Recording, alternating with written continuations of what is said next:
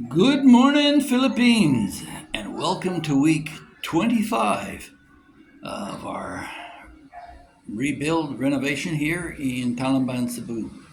And guys are back at work now, and we've just got one floor left to go. So please join me while we do a walkabout and talk about this.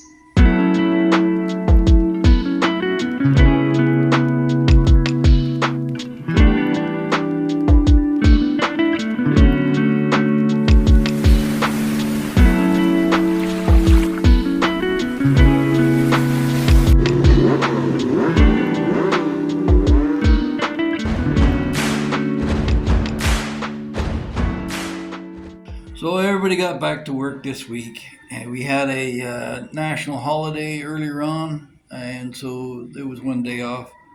But when they got back, they poured the forms on the third floor for some of the columns and started plastering all the walls and defining some of the upper windows over the top of the building rooms, which you'll see in a second. Um, yeah, so now we're getting into the heavy duty finishing part of it, and you're going to see much more detail. They work largely on the wiring and the plumbing, and of course, there's always a couple of mistakes that are made that will be corrected, and we'll point those out to you as we go along. So, here we go with the start of the walkabout. Looking from the outside, you'll see that they finished some of the window areas above the sliding glass doors in both the main bedroom and Bella's room. And they've been working on demolishing some of the columns. They took the column out of the garage area now, so if we can get the tree out of the way, I could park the car in there. And then you can see they started some of the wiring and plumbing, and if you head over this way, you'll spot the sump that they're starting. This is actually overbuilt from what was there previously and should have a greater capacity for waste. Now, some of the sewage lines are being put in play. The columns are being torn down. You can see the last one standing there. It'll be gone next week. And then we'll start working on the sunken living room, which currently has the existing sump in it. So we'll have to get rid of that. And the girls are going to come and take a look. Say hi, Mom. Yeah, she's happy. She's got a kitchen coming, a new counter. And the daughter's there and close behind. So we'll head up the stairs here, which are roughed in. You saw that last week. And then we're going to move around and take a look at some of these rooms, what the status is.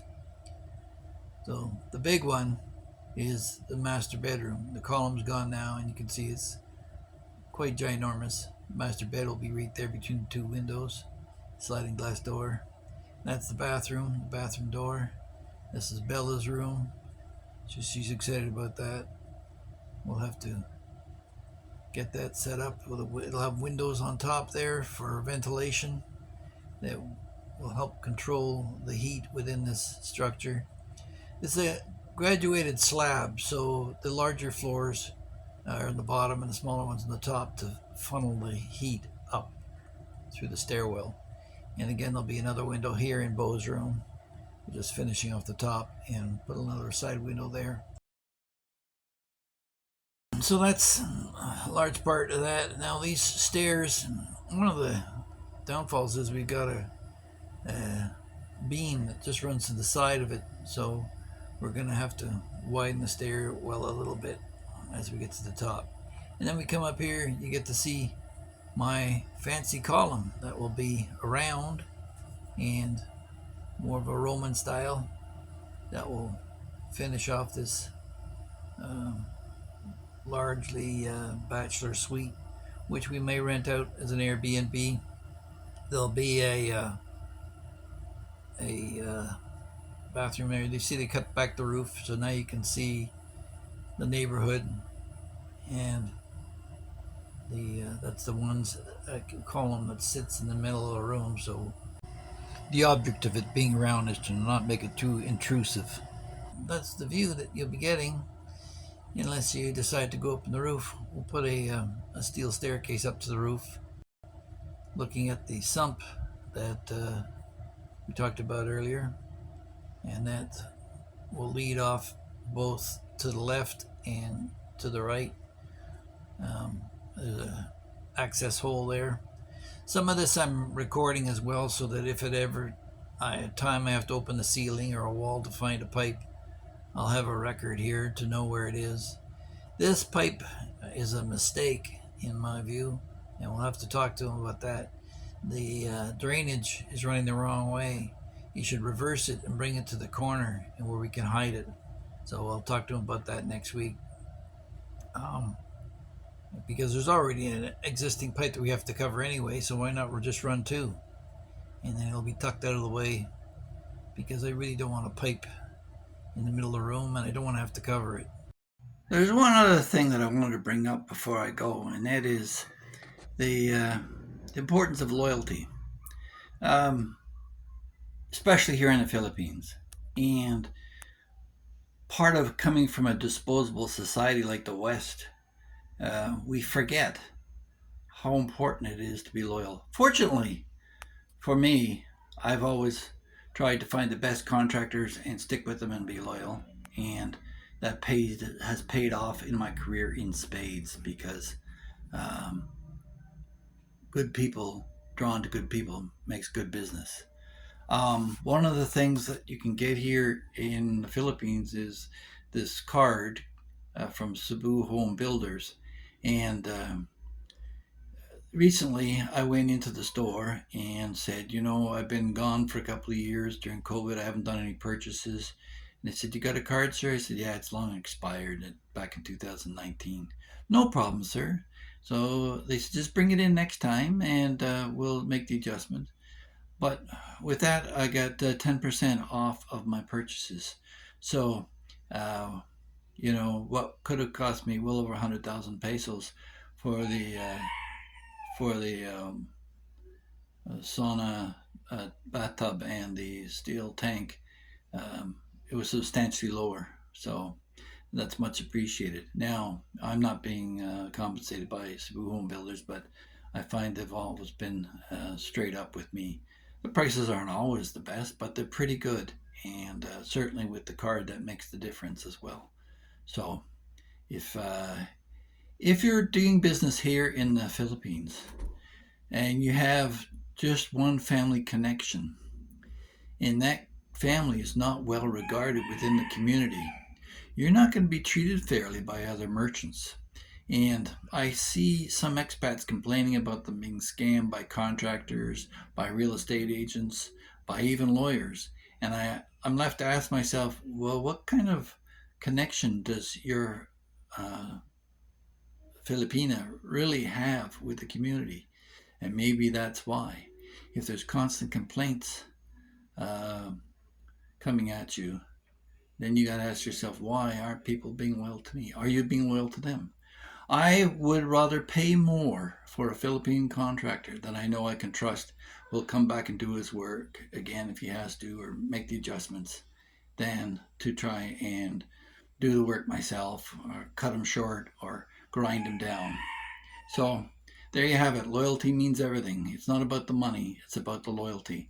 And that will pay for itself over the long run. So if you are building the Philippines, watch out what you say and do in the community, and ask yourself how well your Filipina is really connected. And maybe she's not connected at all, and you should start over. So now we're at a stage where other trades are starting to pop in and make inquiries. We had a cabinet maker drop by, and a fellow wants to sell us some fans and solar panels. And I went over to Cebu Home Builders and picked up a bathtub, which is a two-person bathtub. You'll see it here. and a tank, 1,000-liter tank reservoir, so we won't miss out on water pressure, which is quite a common problem here in the Philippines.